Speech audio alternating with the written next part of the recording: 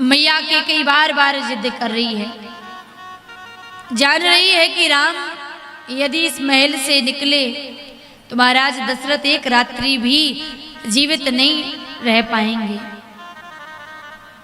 लेकिन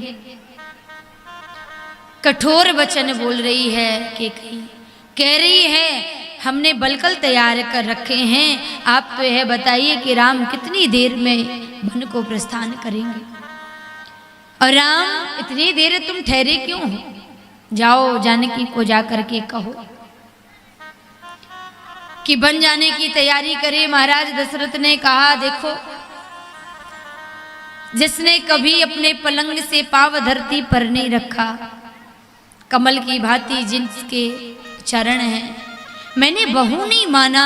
तुम सबसे ज्यादा राम से प्रेम सीता को करती, और मेरी सीता को तो कम से कम मेरी आंखों के सामने रहने दो कि कहीं मैं सीता को देख करके जीवित बना रहूंगा। लेकिन मैया के कई कहती राम तनिक भी देरी ना हो, शुभ मुहूर्त निकलने वाला है और बलकल तैयार है, वह परिधान धारण करके जल्दी निकलने का प्रयास करिए। मानो आज जहां इंद्र भी आधा सिंहासन देता, अगवानी करता महाराज दशरथ के सामने, आज इतना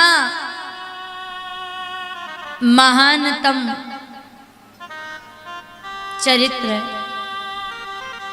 आज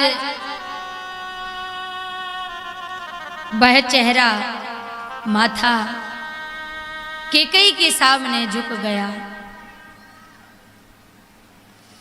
बार बार रुदन करते हैं। मैया कौशल्या के सामने राम पहुंचे। कौशल्या माँ ने कहा राम, आज तुम्हें राज सिंहासन पर बैठना है, जानते हो ना हमने कितने सुंदर वस्त्र परिधान तैयार किए, देखो तो जरा कैसे दिखोगे।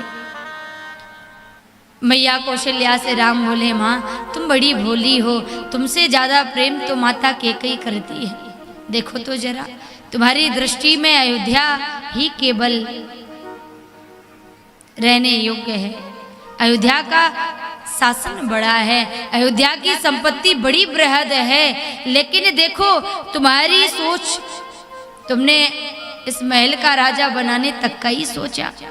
मेरी माँ कैकेयी ने तो मुझे वन का राजा बना दिया। माँ तुम जानती हो मैं वन का राजा बनूंगा, वहां पर मैं सब निरीक्षण करूंगा। मैंने वन नहीं देखा, मैं हमेशा कहता था माँ तुम मेरी अंदर की बात जानती हो। और कैकेयी माँ सदैव कहती थी राम तुम जो चाहते हो वही मैं तुम्हें दूंगी। उन्होंने बात के लिए कमी नहीं की है।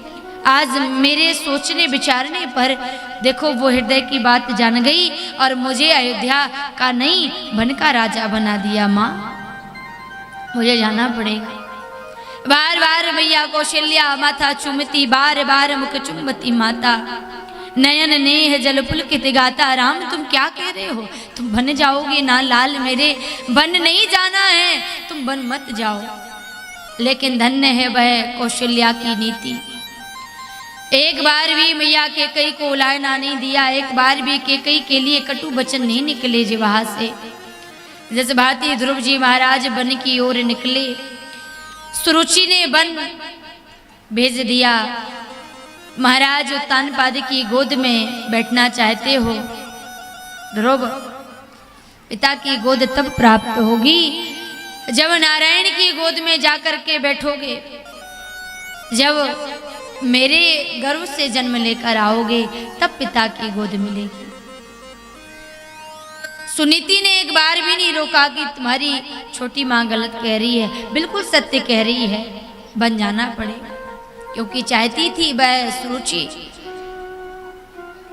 कि यदि यह बालक ध्रुव उत्तानपाद राजा की गोद में बैठेगा तो ये केवल सुनीति का बालक कहलाएगा। लेकिन जब वन में जाएगा, साधना करेगा और जगत पिता की गोद मिलेगी तो जगत का अधीश्वर जिसको मिल गया, भला उसको जगत पिता जिसको मिल गया, उसको संसार के पिता की गोद की कैसी आकांक्षा।